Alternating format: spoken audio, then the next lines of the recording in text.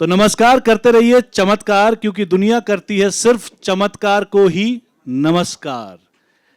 1973 बहुत ही अच्छा साल था हिंदुस्तान के लिए। फिल्म बॉबी रिलीज हुई, देश को मिला एक romantic hero Rishi Kapoor. Film जंजीर रिलीज हुई, एंग्री मैन अमिताभ बच्चन मिले। 1973 में सचिन तेंदुलकर साहब का जन्म हुआ, गॉड ऑफ क्रिकेट। और 1973 में एक ऐसे शख्स का जन्म हुआ जिसने भागती दौड़ती तेजी से अपनी रफ्तार को पकड़ती हुई दुनिया के कान मरोड़ते हुए कहा कि चलो थोड़ा स्लो हो जाते हैं, थोड़ा आराम से बैठ जाते हैं। और वो है हमारे आज के अतिथि श्री नीलेश मिश्रा जी। जोरदार तालियां, और ये तालियों की गड़गड़ाहट जोरदार वाली हो। बहुत बढ़िया सर, बहुत बहुत स्वागत है आपका। दुनिया भाग रही है, हर कोई व्यक्ति तेजी की बात कर रहा है, जल्दी काम करो जल्दी करो। पहले लेटर आते थे, व्हाट्सएप आते, पर फिर भी हम जल्दी में हैं। एक तरफ लोग कहते हैं कि यार गांव से निकलते हैं बड़े शहर में चलते हैं, फिर लोग कहते हैं कि बॉलीवुड मुंबई में है, बड़े स्टार्स वहां मिलते हैं। आप कान पकड़ते हैं, कहते हैं स्लो हो जाओ। आप कहते हैं स्टार्स गांव में आएंगे, आप कहते हैं भैया चलो गांव में बैठेंगे। ये नाराजगी आपकी दुनिया से जो है, राहत इंदौरी साहब का एक शेर है कि मजा चखा के ही माना हूं दुनिया को, समझ रही थी ऐसे ही छोड़ दूंगा उसे। तो क्या ये बिल्कुल सटीक है, और क्यों आप सबको लौटा लौटा कर गांव ला रहे हैं? जी धन्यवाद, और आप सबको नमस्कार। पहली बार भोपाल आया हूँ, मेरे लिए शर्म की बात है, लेकिन जी हाँ पहली बार आया हूँ। हालांकि मेरा मध्य प्रदेश से बहुत भयंकर जुड़ाव रहा है, और मैं रीवा में बड़ा हुआ हूँ। तब जब विभाजित नहीं था मध्य प्रदेश, तो बस्तर, सिंधी, बीजापुर, जगदलपुर, ये सब मेरे बचपन के मानस पटल पे जगह रही हैं, क्योंकि मेरे पिताजी जियोलॉजिस्ट रहे हैं, भूगर्भ शास्त्री। तो आदिवासी इलाकों में मैं जाता था, और ज़मीन से जुड़ाव, गांव से जुड़ाव शायद तभी से आया। तो आप कह सकते हैं कि मेरा गांव कनेक्शन मध्य प्रदेश से शुरू हुआ। और मेरी पहली याद है सैनिक स्कूल रीवा में, खिड़की पे मेरी सीट होती थी, और एक बड़ा सा प्लेग्राउंड था, उसमें एक हेलीकॉप्टर था। शायद one of my earliest memories. मेरी यादें हैं पापा के साथ फील्ड वर्क पे जाना, टेंट्स में रहना, आदिवासियों की भाषा को सीखना। 5-6 साल की उम्र में मैं बोलता था। और फिर जो मेरे माता पिता की यात्रा रही, शादी के अपने 2 महीने के भीतर उन्होंने एक स्कूल शुरू किया, भारतीय ग्रामीण विद्यालय, अपने मेरे पिता के पैतृक गांव में, जो उनका सपना था, क्योंकि वो 12 किलोमीटर पैदल स्कूल चल के जाते थे और 12 किलोमीटर आते थे। और कनाडा की यात्रा करके एक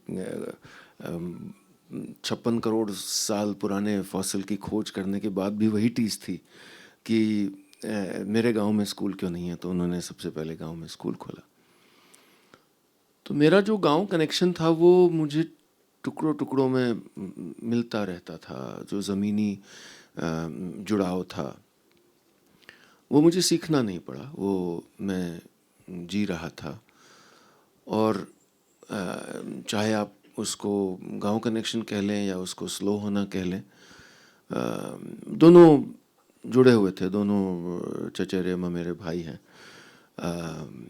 और मुझे लगता है कि आज के दौर में जब हम, आप में से कई लोग या आपके परिचित कई लोग जो सुबह इंस्टाग्राम पे एक अपने ब्रेकफास्ट बोल की तस्वीर डालते हैं, अपने मिलेट्स के ब्रेकफास्ट की तस्वीर डालते हैं, रियलाइज़ नहीं करते हैं कि हमारे जो पूर्वज हैं और क्या खा रहे थे भाई, ये मिलेट्स का बोल ही तो खा रहे थे। और आज के दौर में कई चीज़ें हम मोरिंगा की बात करते हैं और ये रियलाइज़ नहीं करते हैं कि और क्या उग रहा था भाई गाँव में हमारे। तो वापस जाना असल में हम जब गांव जाते हैं तो सोचते हैं कि हम कुछ नया लेके जा रहे हैं, पर असल में हम इतना कुछ सीखने जा रहे हैं। मैं पिछले साल बस्तर गया था अपनी बेटी के साथ। मेरी बेटी 8 साल की है अब, वैदेही। और जाने के पहले मैंने यही कहा, वैदेही हम बहुत कुछ सीखने जा रहे हैं। और सिर्फ मैं और वो गए थे, और उसके बड़े लंबे बाल हैं तो वो चोटी नहीं बना पाता था मैं उसकी। मैंने यूट्यूब पे कोशिश की पर सीख नहीं पाया। तो उसने होटल में कोई रिसेप्शन पे एक दीदी को एकदम पटा लिया था, तो दीदी से रोज़ चोटी बनवा लेती थी और हम फिर आदिवासी क्षेत्रों में जाते थे। और मेरी तो अलग रुचियाँ थीं, उसके अलग अलग चश्मा था। लेकिन हमेशा ये क्लियर था कि मैं और वैदेही, और ख़ासकर एक बच्चे को ये बताना मेरे लिए आवश्यक था कि हम जहाँ जा रहे हैं वहाँ सीखने जा रहे हैं। ये जो हम we are not talking down, हम ऐसा नहीं कि हम शहर से आ रहे हैं और वो अरे वो कैसे रहते होंगे, वो कैसे रहते हैं ये सीखने जा रहे हैं। उनकी वैल्यू सिस्टम तो स्लो होना तो उनका जीवन है। उनके आपसी रिश्ते, उनका खान पान, उनका सौरों से, लॉस से डील करने का तरीका, सब कुछ। तो मैं चाहे गांव कनेक्शन है या स्लो है, और ख़ासकर स्लो में, और कुछ नहीं कर रहा हूँ मैं। असल में अपनी यात्रा जी रहा था। मैं तो एक हाईवे पर चला जा रहा था और कहीं पे लगा कि ये यात्रा में आनंद कम है, तो एक बगल में पगडंडी पे चल दिया और सोचा कि मैं सबसे अलग हो गया। पर थोड़ी देर बाद पलट के देखा तो बहुत से लोग पीछे और आ रहे थे। तो शायद वो भी ऐसी पगडंडियों की तलाश में थे। शायद वो भी चाहते थे कि हम वापस जा पाएँ उन कहानियों की ओर, उस गांव की ओर, उस तरह के खाने की ओर। तो यही एक कोशिश है, सोची समझी कोशिश नहीं है। जैसा आपने कहा भी, ये सब एक एक एक एक भटकने का एक सिलसिला है। ये मेरा सौभाग्य है कि मेरा जो भटकना है उसमें मुझे बहुत से सहयात्री मिलते रहते हैं, पर मैं उनके लिए ईमानदारी से कहूँ तो नहीं कर रहा हूँ ये। तो आपने हाईवे की बात की, मैं थोड़ा सा हाईवे पर जाना चाहूँगा कि अब पत्रकारिता चल रही थी, बहुत अच्छी चल रही थी, दमदारी से चल रही थी, लेकिन फिर हम अचानक सुनते हैं कि एक गाना आता है जिसके सब लोग दीवाने हो जाते हैं, मैंने दिल से कहा ढूंढ लाना खुशी ले आया गम। ये अचानक एक पत्रकार किस तरह से उन नगमों को, उन गीतों को हमारे सामने पेश करता है कि जितने लोग यहाँ बैठे हैं सबकी प्लेलिस्ट में आपके गाने होंगे, चाहे वो किसी भी प्लेटफॉर्म पर गाने सुन रहे हों। ये कैसे ट्रांजैक्शन हुआ और ये आपके लिए क्या, कितना आसान था या कितना कठिन था कि एक पत्रकारिता चल रही है और फिर आप अचानक गानों पर आते हैं? और कमाल की बात यह कि आप पत्रकारिता भी खूब बेहतरीन कर रहे थे और गाने भी खूब बेहतरीन लिखे। तो एक बार जोरदार तालियां उन सभी गानों के लिए जो सर ने लिखे हैं। तो ये ट्रांजैक्शन, वो सफ़र कैसा रहा और कैसे हुआ? क्योंकि जितना हम जानते हैं कि शायद आप किसी किताब को लेकर जा रहे थे, उसके बारे में रिसर्च कर रहे थे, फिर महेश भट्ट साहब हमें से आपकी मुलाकात हुई। तो ये तो हमने पढ़ लिया, सुन लिया है, इसके अंदर की कहानी क्या है वो ज़रूर बताएं। बचपन से मुझे बड़ा शौक था गाने लिखने का। उससे पहले था गाना गाने का। जो शौक मैं कभी गाना सीख नहीं पाया और जिसकी मैं हमेशा शिकायत करता रहा अपने माता पिता से। लखनऊ में भातखंडे स्कूल था, नैनीताल में भी बड़े अच्छे अच्छे, लेकिन क्योंकि एक रुचि रही, और वो जब जन्मदिन में किसी के जाता था तो 10 का सिक्का बजा के मुझको गाने के लिए बोल दिया जाता था। तो उन दिनों मिस्टर नटवरलाल फिल्म आई थी और उसमें गाना था लकड़ी की ये मेरे पास आओ मेरे दोस्तों, और फिर मासूम आई थी लकड़ी की काठी। तो ये सब मैं अपना मैं कल्चरल प्रोग्राम होता था जन्मदिनों का। लेकिन जब भी मैं लिखने की कोशिश करता था तो मैं देखता था कि शायद वो करते करते मीटर में लिखना आ गया, जो बाद में फिल्मों में काम आया। तो जो मीटर में लिखने का डिसिप्लिन था वो इस सब से बहुत पहले सीख लिया था। फिर मैं जब कॉलेज में था तो मैं गाने लिख के ख़ासकर महिला मित्रों को भेंट करता था, क्योंकि ये सबसे सस्ता मेरे लिए तोहफ़ा होता था, जिसकी शेल्फ लाइफ बहुत लंबी होती थी। अरे वाह वाह वाह वाह सर। देखिए, आपकी एक चवन्नी खर्चा नहीं होनी है और वो हमेशा तकिए के नीचे रखेंगी, तो इससे अच्छा तोहफ़ा क्या हो सकता है? तो आज कई गीतकार बनने वाले हैं sir. The most beautiful thing जो एक महिला आपको कह सकती है वो ये है कि तुम मेरे लिए गाना कब लिखोगे। अरे इस पे तो जोरदार बनती है यार, इतनी थकी हुई तालियां। मतलब ये सर ने वो टिप दे दी है बहुत सारे लोगों को, जीवन सफल हो जाएगा अगर आपने ये कर लिया तो मैं गाने लिखता था और फिर मैंने एक उन दिनों गाना लिखा जो मैंने अपने 2 पैसे का कॉम्पोजिशन भी उस पर कर लिया। वहाँ से मीटर पे लिखना आया। जब मैं बहुत साल बाद किताब लिखने के चक्कर में महेश भट्ट साहब से मिला, तो जब वो उन्होंने कुछ मेरे लिए ऑर्डर किया था चाय वाय, तब उस बीच एक ऑकवर्ड साइलेंस था। मैं पहली बार मिल रहा था, वो मिलना चाहते थे, तो मैंने ऐसे ही बोला कि मैं गाने लिखता हूँ। मेरी ज़िंदगी जो है वो खूबसूरत इत्तेफाकों का सिलसिला है। अगर मैं ये वाक्य नहीं बोलता तो हो सकता है मैं पत्रकारिता में खुश रहता, जो कर रहा था वो करता रहता, लेकिन बोले अच्छा सुनाइए सुनाइए। तो वो जो कॉलेज में के गानों में से था वो मैंने उनको सुना दिया। एक मेरा एक काला बैग था छोटा सा, उस पे के ऊपर मैंने बजाना बर्थडे से आया था 10 के सिक्के के समय से, तो मैंने बजा के उनको सुना दिया। अब वो भट्ट साहब कमरे के बीच में खड़े हो गए। ये मैंने बाद में उनको कई बार इसकी नकल करके बताया भी कि मैंने कहा कि एक बड़ा विचित्र क्षण था मेरे लिए। मैंने कहा बॉलीवुड में बड़े अजीब लोग होते हैं, ऐसा मैंने उनसे प्यार से कहा। तो वो खड़े हो गए और बोले हिट है। और ये मेरा पहला साक्षात्कार था हिंदी सिनेमा की दुनिया से। और उसके बाद मैं वापस आ गया। तो मैंने उसके कुछ समय बाद मेरी जो पहली फिल्म आई, असल में मैंने दिल से कहा नहीं मेरा गाना था पहला, जादू है नशा है। जिस्म जी जी, जी। उसमें 2 गाने थे मेरे, चलो तुमको लेकर चलें और जादू है नशा है। तो जादू है नशा है को लिखा मैंने, और तो दोनों यात्राएं जो आपने जिक्र किया वो साथ चली, एक यात्रा ख़त्म नहीं हुई। और यही मुझे लगता है कि मेरा बड़ा सौभाग्य रहा कि एक तरफ मैं रियलिटी में जी रहा था। जो मेरी पत्रकारिता थी वो मैं डिज़ास्टर्स कवर करता था, मैंने करगिल युद्ध कवर किया, मैं अर्थक्वेक्स कवर करता था, मैं फ्लड्स कवर करता था, कश्मीर बहुत एक्सटेंसिवली कवर किया है, झारखंड, छत्तीसगढ़। तो एक तरफ जो बहुत ही एक जो विकट सच्चाइयाँ भारत की, लेकिन उन्हीं यात्राओं में फ़ोन भी आता था कि प्रीतम कह रहे हैं कि सर वो शाम को सिटिंग है, लव सॉन्ग दे दीजिए। तो मैं कश्मीर के हाईवे पे हूँ, जा रहा हूँ, आगे गन बैटल हो रही है और वहाँ पर मिलिटेंट्स ने अटैक कर दिया है और मैं हाईवे पे हूँ, मैं लव सॉन्ग लिख रहा हूँ। गोलियों के बीच में रोमांस। छत्तीसगढ़ में जा रहा हूँ या झारखंड में जा रहा हूँ और वहाँ पर मैं नक्सल इलाकों में हूँ और ब्रीफ है कि एक शाम को सिटिंग है, डायरेक्टर आने वाले हैं, थोड़ा गाना दे दीजिए।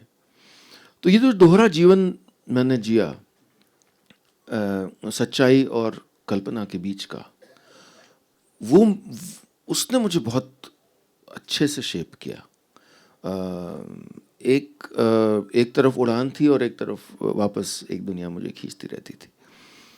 इसने आगे मुझे जर्नलिज्म में आगे चाहे मैंने जो भी किया, चाहे स्टोरी टेलिंग किया, इस दोहरे जीवन ने बहुत साथ दिया मेरा। और अभी भी वो कोशिश वही रहती है कि आप जब इमेजिनेशन में हैं, लेकिन ऑथेंटिसिटी कैसे बरकरार रह सकती है उसमें।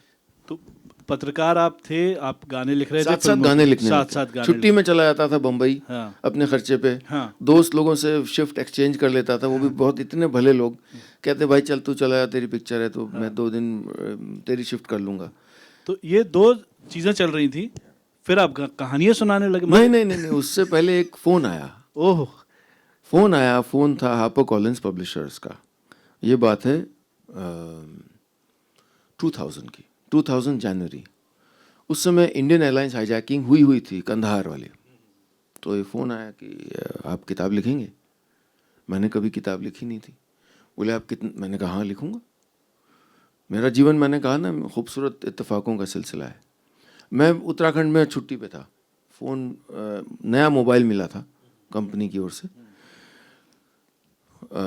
तो आप कितने समय में लिख लेंगे? मुझे नहीं पता कितना समय लगता है किताब लिखने में, मुझे तो नहीं पता था, लेकिन मैं न्यूज़ एजेंसी का पत्रकार, मैं डेडलाइन जानता हूँ। हाँ। आप मुझे बोल दें ये 1 घंटे में होना है, वो हो जाएगा।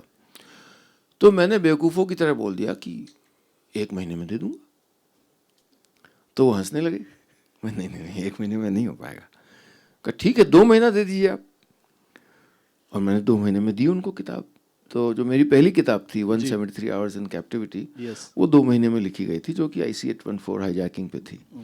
फिर वहाँ से वो उसकी रिसर्च करने बम्बई गया। बम्बई से गानों का सिलसिला शुरू हुआ और पत्रकारिता साथ में चल रही थी। जी जी। तो फिर ये बढ़िया काम चल रहा है, आपको किताबें भी आ रही हैं और रामनाथ गोयनका अवार्ड, जो देश का सर्वोच्च सम्मान है पत्रकारिता का, वो सर को मिला। जोरदार तालियां एक बार उसके लिए। और भी ढेर सारे सम्मान आपको मिले। ज्यादा खुशी उस दिन हुई थी, एक बार तो हिंदुस्तान टाइम्स के लिए मिला था जी। ज्यादा खुशी उस दिन हुई जब गांव कनेक्शन के लिए मिला। अरे वाह, उसके लिए तो जोरदार तालियां बनती हैं। गांव कनेक्शन, एक्चुअली उसका नाम दिल कनेक्शन होना चाहिए, जो भी सुनता है कनेक्ट हो जाता है उससे।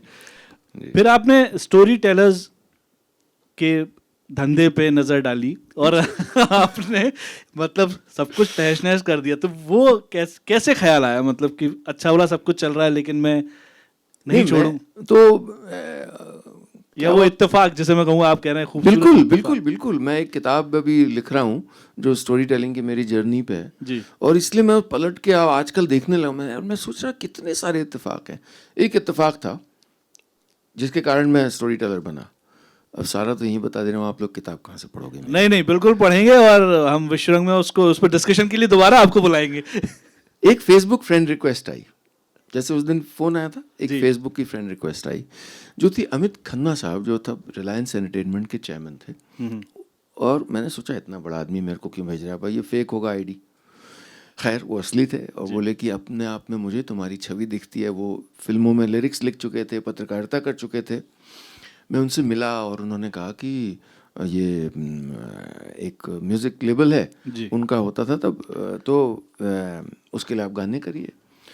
लेकिन मुझे जल्दी पता लगा कि ये जो आप सबके छोटे भाइयों भतीजियों ने जो टॉरेंट नाम की बला का इस्तेमाल किया था, उसके कारण हम जैसे ओरिजिनल कंटेंट क्रिएटर्स का डब्बा गोल हो गया था। तो नॉन फिल्म म्यूज़िक ख़त्म हो चुका था उस समय। जी। तो वो बोले कि आप ऐसा करिए, आप एक बैंड बना लीजिए और बैंड बना के आप परफॉर्म करिएगा, हम और आपका एल्बम लॉन्च करेंगे। तो मैंने कहा बैंड मेरे जैसे लोग बना नहीं, मेरे तो लंबे बाल भी नहीं है। पहली तो रिक्वायरमेंट है बैंड। ये मैंने बोर्ड मीटिंग में कहा हुआ है कि मैं कैसे बनाऊंगा। और खैर वो बैंड बना जिसका नाम था बैंड कॉल्ड 9, जिसमें शिल्पा राव लीड वोकलिस्ट थी और अमर्त्य राहोत, अंकुर बैनर्जी, अंकुर मुखर्जी वगैरह बहुत बहुत काबिल साथी थे हमारे।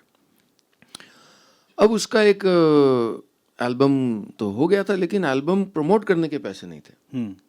उसके लिए रेडियो पार्टनर चाहिए था। रेडियो के लिए वापस अमित खन्ना साहब के पास गए, जिन्होंने इत्तेफाक से फेसबुक रिक्वेस्ट भेजी थी जी, देख लीजिए आपका रेडियो स्टेशन है बिग FM, तो वहाँ थोड़ा अगर हमारा हो जाए तो CD बिक जाए हमारी। CD आया था तो वहाँ गए, उन्होंने थोड़ा सा सुना। इसमें कहानी में क्या था कि मैं चूँकि मैं सिंगर हूँ नहीं, तो मैं सोचा कि ये बैंड में ना मैं नॉन प्लेइंग कैप्टन बन जाऊँगा, तो मैं अपने आप को प्रासंगिक कैसे रखूँ।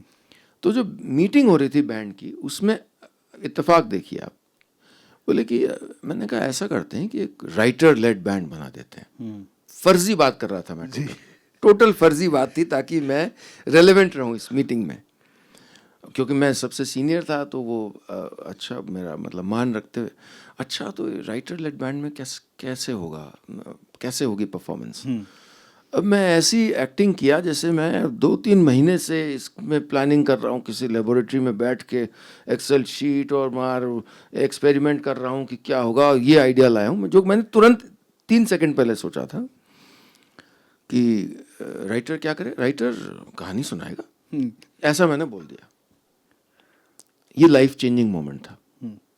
मैं जीवन में बहुत बार अपने आप से पूछता हूँ, is this moment going to change my life.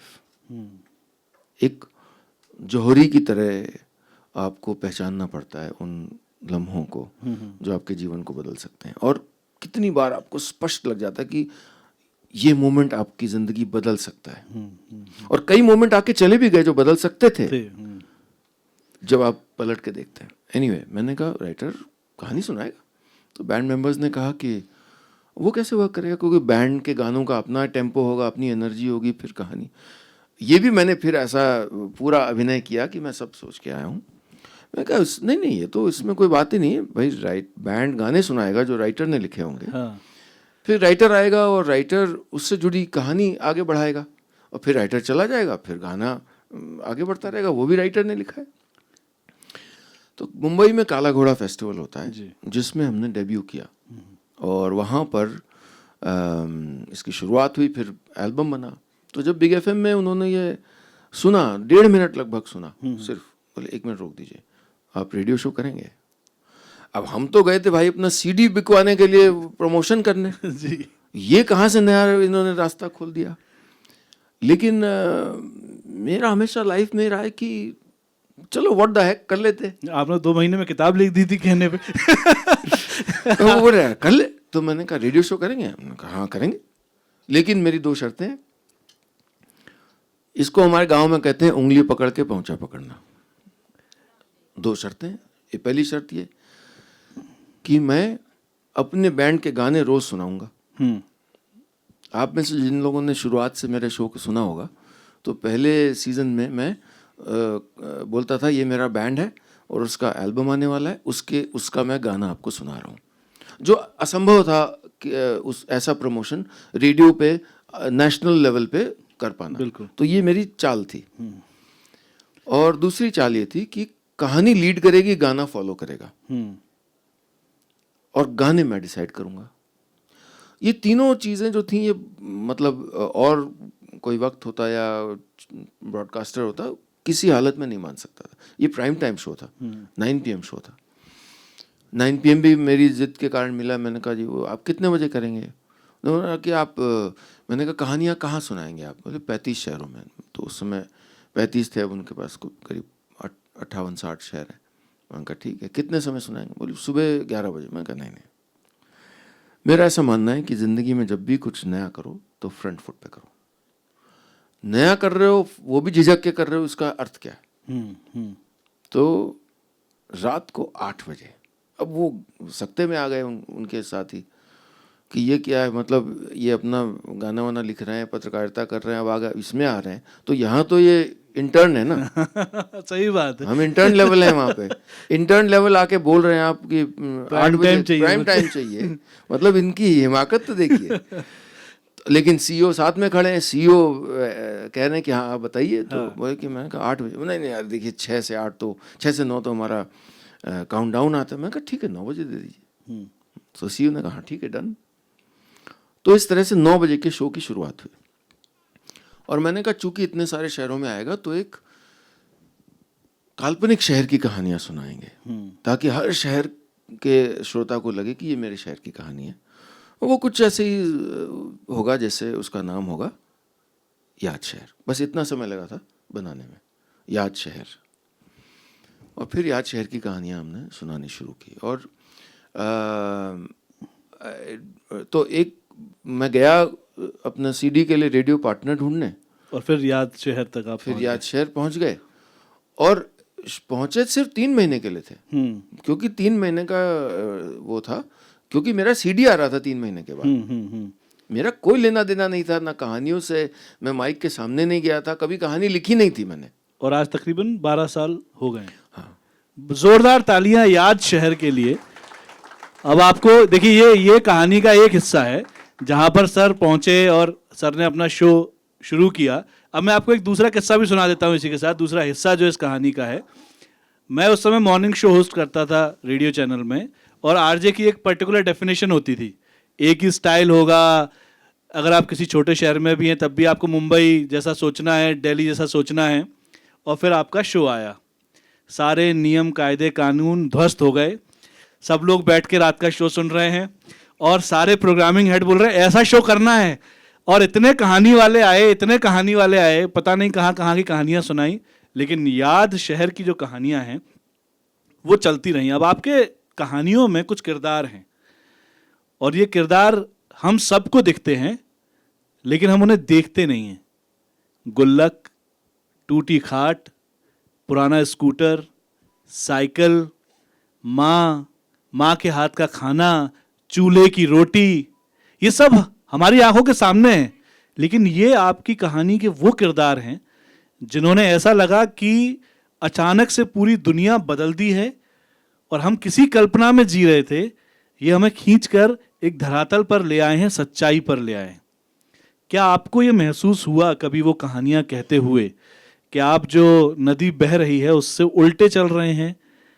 क्या आपके फैंस ने आपको ये बताया है कि आपने उन्हें बहुत रुलाया है, बहुत इतना रुलाया है कि लोग आपके लिए लड़ जाते हैं? आप कोई कहानी कह दे, अरे नहीं यार मैं सुनता नहीं हूं, तो लोग कहते तुम मूर्ख हो यार, तुम नहीं सुनते हो। तो ये जो किरदार हैं आपकी कहानियों में जिन्होंने हमें जमीन से जोड़े रखा है, वो आपने सोच समझ कर डाले थे या फिर आते गए और फिर आपको लगा कि नहीं यार ये कैनवास मेरी कहानियों का होना चाहिए? देखिए, अगर आप नॉस्टैल्जिया को एक प्रॉप समझेंगे तो आप कभी भी सच्चे और ऑथेंटिक नहीं हो सकते। नॉस्टैल्जिया एक प्रॉप नहीं है, नॉस्टैल्जिया एक जेवर है, और नॉस्टैल्जिया आपका घर है। हम अपने घर की ओर जब जाते हैं तो उसमें ये चीज़ें होती हैं, लेकिन दुनिया को देखने का एक तरीका होता है, खाना खाने का एक तरीका होता है, रिश्तों का एक तरीका होता है, सपने देखने का एक अलग तरीका होता है, कौन से सपने बड़े हैं वो अलग तरीका होता है। तो एक दुनिया साथ में लेके आता है नॉस्टैल्जिया। नॉस्टैल्जिया के इर्द गिर्द कहानियां बुनना, नॉस्टैल्जिया मतलब जो बीत गया, पर असल में तो वो बीता नहीं था। असल में तो हम उसको साथ लेके चल रहे थे। जब मैं कहता हूँ रेडियो पे कि बात बेबात पे अपनी ही बात कहता है, मेरे अंदर मेरा छोटा सा शहर रहता है, हम साथ में लेके चल रहे थे उसे। शहर की धूल जम गई थी, बड़े शहर की धूल, लेकिन कहीं ना कहीं मैं किसी एक्सेल शीट पे, मैं किसी मार्केटिंग के प्लान के तहत नहीं सुना रहा था ये कहानियाँ।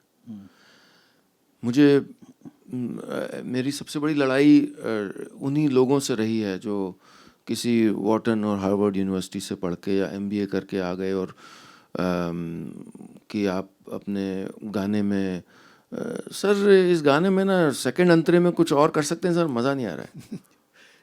ये मज़ा नहीं आ रहा है बड़ा खतरनाक है।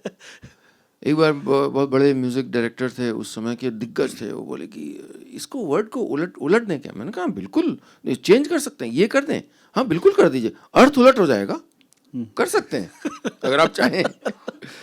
एनीवे, सो तो वो जो दुनिया आई वो सोची समझी कोई रणनीति नहीं थी। रेडियो में प्रोग्राम जो बनाए जाते हैं, ये क्या आपका टारगेट ऑडियंस है, किस एज ग्रुप, ये कुछ भी नहीं था।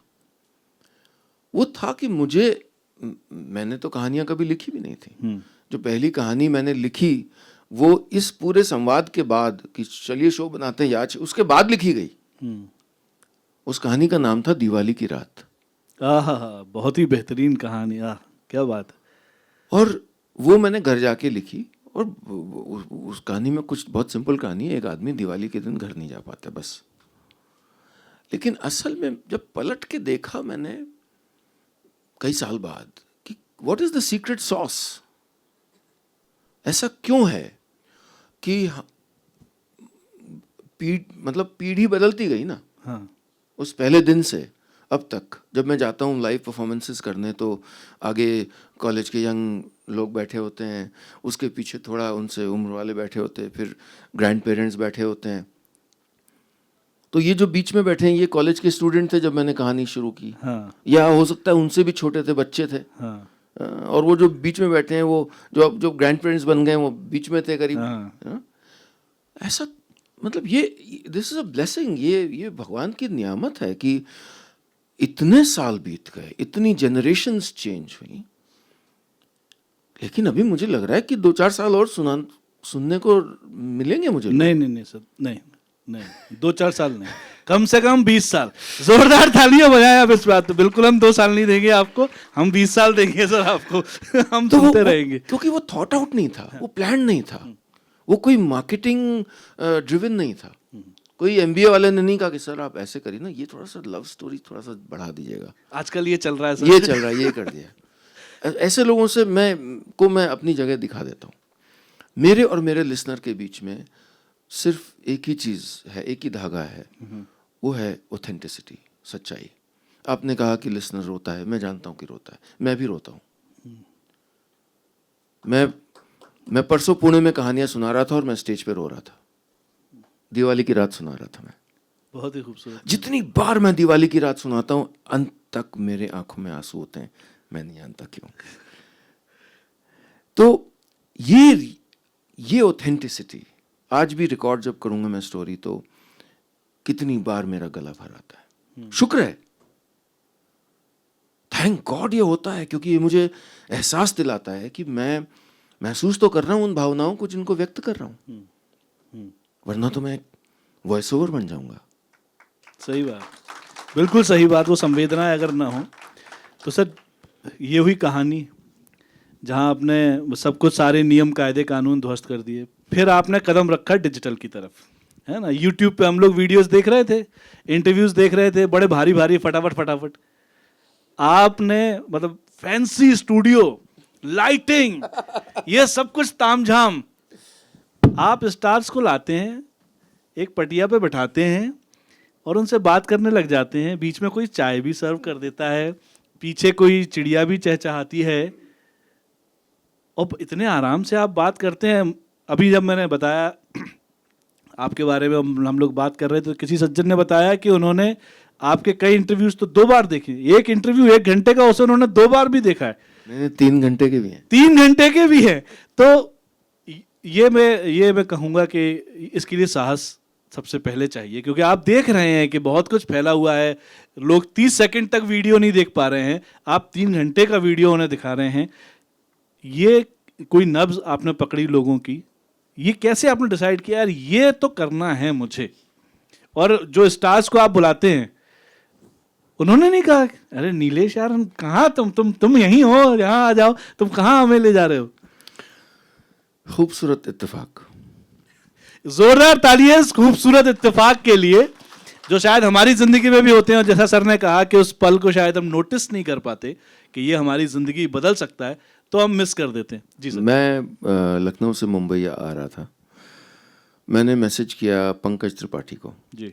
हम लोग एक दूसरे को ट्विटर पे फॉलो करते थे। मैंने कहा भाई मैं तुम्हारे शहर आ रहा हूँ, अब आखिरकार मिल लेते हैं, हम मिले नहीं थे। जी। उन्होंने कहा मैं तो आपके शहर में शूटिंग कर रहा हूँ। मैंने कहा मिलते हैं, तो गांव चलते हैं। हम गांव चलते हैं, इत्तेफाक देख रहे हैं आप। जी जी। और इससे पहले क्या हुआ था कि जब मैंने गांव में घर में रहना शुरू किया, तो मेरी पत्नी ने एक दिन पूछा कि भाई बोर्ड क्या लगाना है।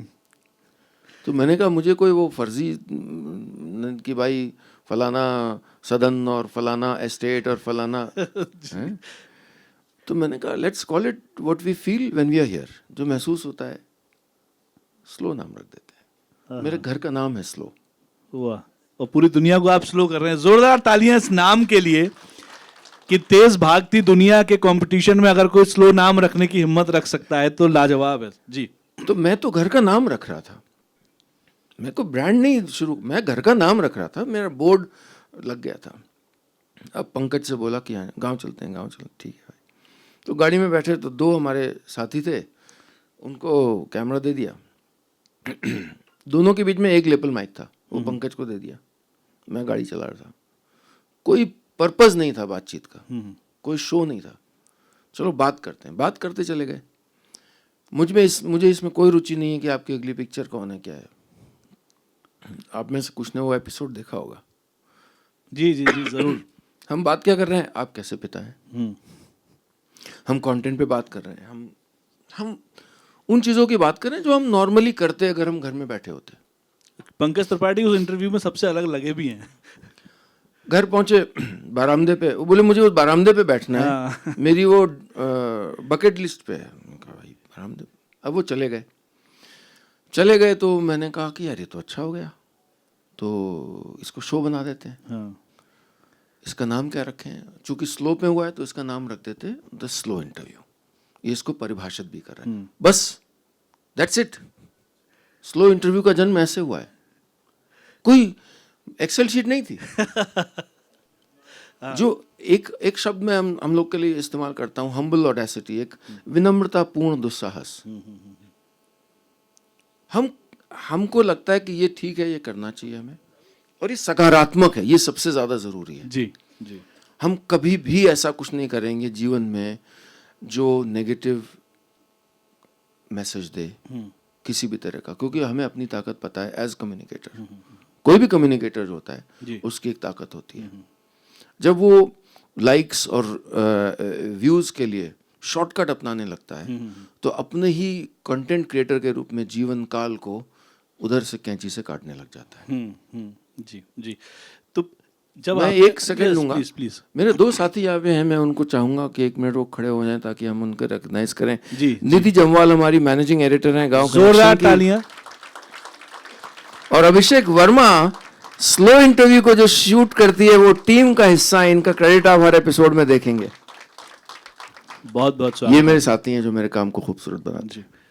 पर जब आपने कहा वहां बाकी लोगों से कि आओ चलो गांव चलें, तो लोगों का क्या रिएक्शन था, किस तरह का रिएक्शन था?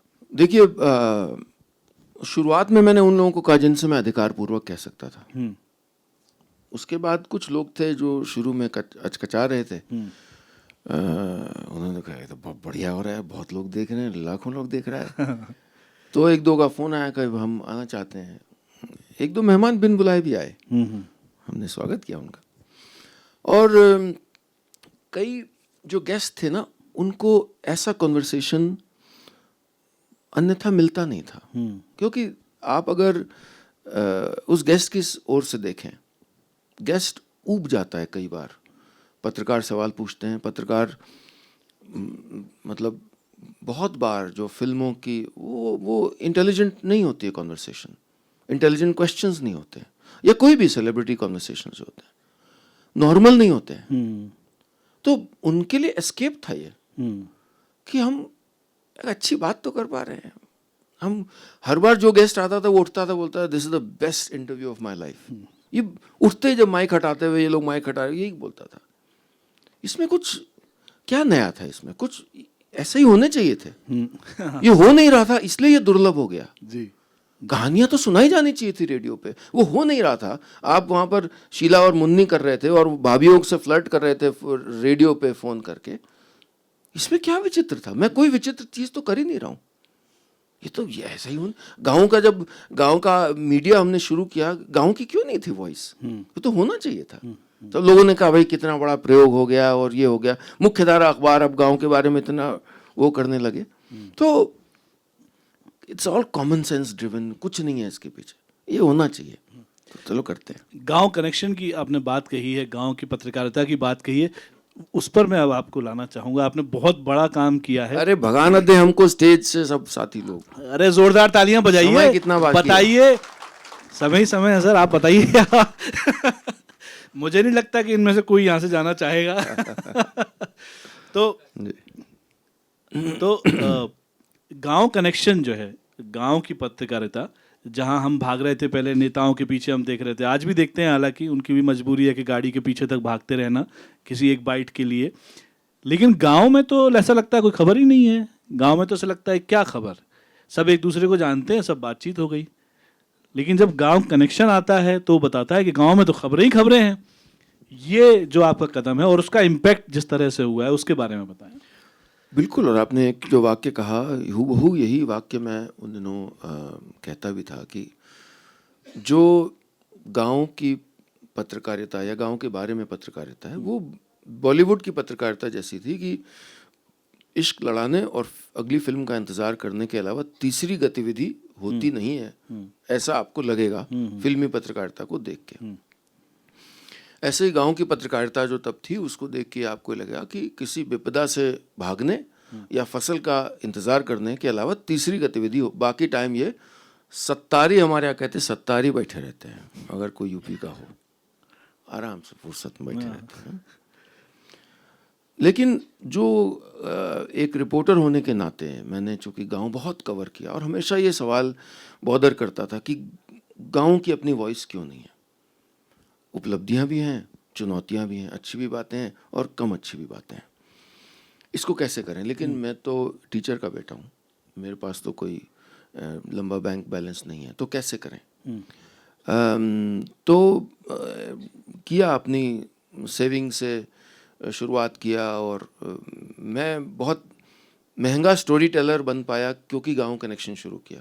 क्योंकि स्टोरी टेलर के तौर पे कितना पैसा चार्ज करना चाहिए मुझे पता नहीं था, और गांव कनेक्शन में कितना पैसा डूब जाएगा इसका अंदाज़ा नहीं था, क्योंकि बिजनेस चलाना नहीं आता। तो वो हर महीने वो जो पैसा चाहिए था वो बढ़ता गया, और जो वो मेरी व्यक्तिगत आय थी, तो मैं अपनी आय स्टोरी इसी से, ये और अखबार कलम से बनते हैं और कंप्यूटर से, ये गले से चला गांव कनेक्शन। आज भी लगातार मैं अपनी जो पर्सनल वो है, जो इस तरह के इवेंट्स में जाता हूँ वगैरह करता हूँ, वो गांव कनेक्शन चलने के लिए पैसा यूज़ होता है। और जब शुरू किया तो ये था कि जो रीडर है उसको रिस्पेक्ट दिखे। अखबार था तब, अब तो हम पूर्णतः डिजिटल हैं। तो ये लालच भी था कि अच्छा नहीं सस्ते पेपर पे नहीं करेंगे, ब्लैक एंड वाइट नहीं करेंगे, कैनेडियन पेपर पे करेंगे, फुल कलर में। अब कोई आदमी जो बिजनेस है वो सोचता है कि मतलब आप क्या पागलपन है क्या है? शायद था पागलपन, कोई बात नहीं। लेकिन हमने जो दिया तो लोगों, हम जब अखबार देते थे, लोग की आंखों में आंसू आते थे गांव में कि सर आपने ये किया, इसका धन्यवाद दे रहे हैं। कि कैसे करते हैं आप? इसमें तो एक विज्ञापन भी नहीं है, इसमें ऐसा कोई एजेंडा नहीं है, इसमें कैसे करते हैं? अब पलट के देखते हैं तो शायद दूसरी तरह से करते, शायद सोच लेते कि चलेगा कैसे, सस्टेन कैसे करेगा। लेकिन चलाते गए लगातार, किसी तरह से हम चलाते गए, अपनी सारी पूंजी, हमारे साथियों का समय, पूरे किसी ना किसी तरह से चलाते गए। और आज भी हमने अभी 2 दिसंबर को गांव कनेक्शन की एनिवर्सरी थी, तो हमने 11 साल हो गए, और उससे पहले की 1-2 साल तैयारी के। मुझे लगता है कि हमने दोबारा परिभाषित किया, ये मैं इसका क्रेडिट लेता नहीं हूँ सार्वजनिक तौर पे, बट अपने साथियों के बिहाफ पे ले रहा हूँ कि हमने दोबारा परिभाषित किया गांव को, गांव की पत्रकारिता को। हमने गांव को मेन स्ट्रीम में लाने का काम किया। उसी साल CSDS की एक स्टडी आई थी कि कि न्यूज़ में 2% गांव का जिक्र होता है, और उस 2% में भी 36% जिक्र होता है जो कास्ट वायलेंस है, फलाना है, जो एक सच्चाइयां हैं, लेकिन स्टीरियोटिपिकल सच्चाइयां हैं, क्योंकि उसके परे आप देखते नहीं। गांव एक नॉर्मल जगह है, गांव एक नॉर्मल जगह है, ये मीडिया नहीं सोचता था। शायद अब थोड़ा ज़्यादा सोचता है गांव कनेक्शन के बाद। मुझे लगता है कि हमने भारत के मीडिया का, भारत के लोगों का एक गांव कनेक्शन स्थापित किया है, और we are very very proud of it. जो भी हम, जितना भी छोटा बड़ा जो भी कर पाए, आज हम देश के 470 जिलों में हमारी उपस्थिति है। क्या बात, जोरदार तालियां एक बार गांव कनेक्शन के लिए, बहुत ही शानदार। और हम लगातार स्टडीज़ करते हैं, state of rural India report करते हैं, हमारा इनसाइट्स टीम है, हम हिंदी अंग्रेज़ी दोनों में काम करते हैं, वीडियो ऑडियो टेक्स्ट तीनों में करते हैं। हमारे पास कोई इन्वेस्टर नहीं है। क्या बात है, जोरदार तालियां एक बार गांव कनेक्शन के लिए। gaonconnection.com पे थोड़ा सा टहलाइएगा, GAON connection.com। बहुत सारे लोग हमारे यहाँ गांव से हैं और एक बड़ा ही सबके मन में रहता है, शहर चलते हैं, बड़े शहर चलते हैं, बड़े शहर चलते हैं। जो स्टूडेंट्स हैं खास तौर से, उनके लिए आप क्या मैसेज देना चाहेंगे कि लौट कर गाँव आएँ या अभी गाँव में हैं तो यहाँ से कुछ ना कुछ अपने पास लेते रहें, जब बड़े शहरों की तरफ दौड़ रहे हैं तो थोड़ा सा गाँव को पकड़े रखें? नहीं पकड़ेंगे तो आप इरेलेवेंट हो जाएंगे। आपके चश्मे से अगर मैं देखूं तो चाहे आपकी जो ऑथेंटिसिटी है, आप जो अगर कंटेंट बनाते हैं या आप यूनिवर्सिटी में अप्लाई करते हैं या तो आप जो भी जीवन में जो भी कर रहे हैं, अगर ये 3/4 भारत की जो सच्चाई है और वो जो जीवन है और जो देखने का नज़रिया है, उसको साथ में लेके नहीं चलेंगे। अगर आप बहुत से, आज दुर्भाग्य है कि शहरी बच्चे सोचते हैं कि चावल तो शॉपिंग मॉल में उगता है, क्योंकि हमको खेती सिखाई नहीं गई एक विषय के तौर पे। मैंने अपनी बेटी के लिए एक ऐसा स्कूल ढूंढा है जहाँ खेती एक विषय है, सब्जेक्ट के तौर पे फार्मिंग पढ़ाई जाती है। बहुत ही बढ़िया। हमारा गांव कनेक्शन नहीं बनाया गया हमारी पीढ़ी का। ये तो मेरा परिवार के कारण रहा, लेकिन व्यवहारिक तौर पे फिर भी नहीं रहा। मैंने अपने पिता से कहा हाल में कि आपने मुझसे खेती क्यों नहीं करवाई। हम जब वो जो हमारे मिट्टी में सने हाथ थे, जो मैं अपनी बेटी के अब देखता हूं, तो शायद जीवन को देखने का नजरिया, अपने आप को देखने का, अपने देश को देखने का नजरिया एकदम अलग होता ना। ये हमारा दोष है, ये कलेक्टिव फेलियर है हमारे एजुकेशन सिस्टम का कि हमने अपना गांव कनेक्शन नहीं बनाया। और आगे आज के AI युग में आपको एक ही चीज बचा सकती है, वो है गांव कनेक्शन। बाकी सब कृत्रिम बन जाएगा, लेकिन अगर गांव से जुड़ाव, जमीनों से जुड़ाव नहीं बना होगा तो यू विल बिकम इररिलेवेंट, आप प्रासंगिक ही नहीं रहेंगे। घड़ी ने बांध दिया है हमें, अदरवाइज तो मैं भूल ही गया था कि सेशन खत्म भी होता है। जोरदार तालियां एक बार नीलेश सर के लिए। और मैं बहुत बहुत धन्यवाद देना चाहूँगा सर, जिस तरह से आपने अपनी बात रखी है। मुझे लगता है कि जो अभी तक नहीं गए हैं गांव, वो भी एक बार गांव जरूर घूम कर आएंगे। और एक बार दोबारा से जोरदार तालियां गांव कनेक्शन उस एफर्ट के लिए, याद शहर के लिए, जिसने हमें गांव से, जमीन से जोड़े रखा है। बहुत बहुत शुक्रिया सर, थैंक यू।